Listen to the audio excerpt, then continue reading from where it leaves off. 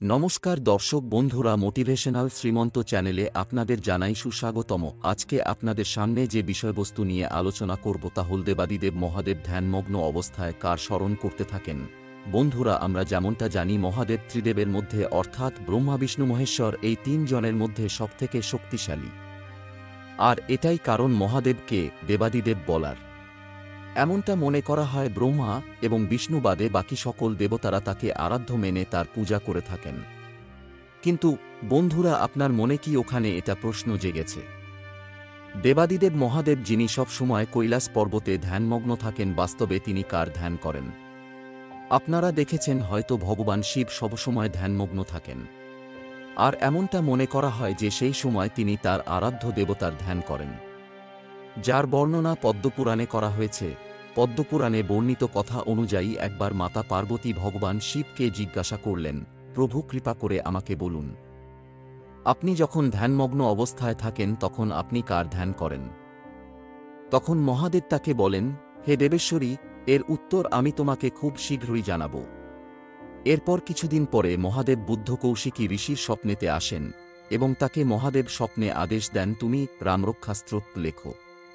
কিন্তু ঋষি কৌশিকী খুবই নম্রতার সাথে স্বপ্নেতেই ভগবান শিবকে বলেন, হে প্রভু, আমি রামরক্ষাস্ত্রোত লিখতে অপারগ বা অক্ষম।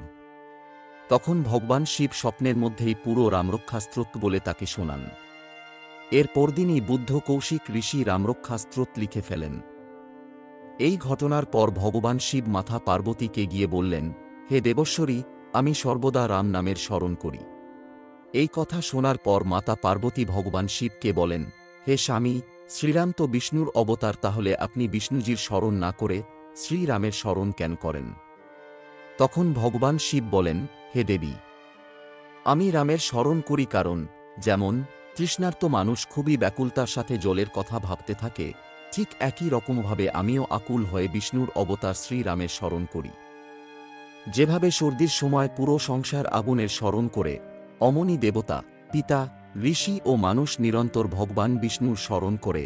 যেমন পবিত্র নারী সবসময় তার স্বামীকে স্মরণ করে, ভয়ে কাতর মানুষ একটি নির্ভয় আশ্রয়ের সন্ধান করে, ধন সম্পত্তির লোভী যেমন সবসময় ধন সম্পত্তির চিন্তা করে, আর পুত্র সন্তান লাভের জন্য মানুষ যেমন ভগবানকে সবসময় স্মরণ করে, ঠিক একই প্রকারভাবে আমিও শ্রীবিষ্ণুজির রাম অবতারের স্মরণ করি। কারণ পূর্বকালে ভগবান বিষ্ণু দ্বারা নির্মিত সম্পূর্ণ সৃষ্টিকর্মের অধীনে, আর ওই কর্ম শ্রীকেশবের অধীনে। শ্রীরাম নামের জপ এর ফলে তা নাশ নয়। শুধু তাই নয়, রাম নাম বিষ্ণুজির সহস্রনামের সমান।